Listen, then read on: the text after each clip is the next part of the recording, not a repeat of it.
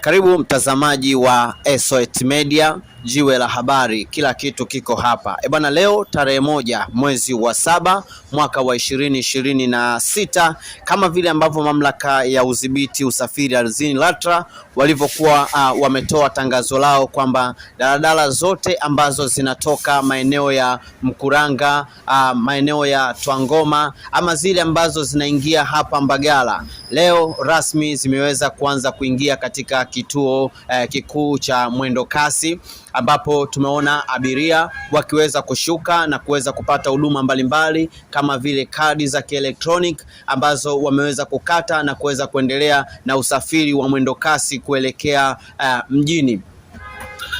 LATRA kama ambavyo wao walitoa tangazo lao, tumeona kabisa kwamba wamekuwa wepesi, wamekuwa shapu, wananchi wameweza kupata huduma bila kuwa na msongamano, bila kuwa na usumbufu wa aina yoyote. Aidha, mamlaka ya usafiri ya udhibiti na usafiri ardhini LATRA inawataka wananchi kuendelea kupata huduma hizi kwa kuzingatia taratibu na kanuni na miongozo ambayo watakuwa wanaitoa. Usisahau kufollow, kusubscribe na kushare.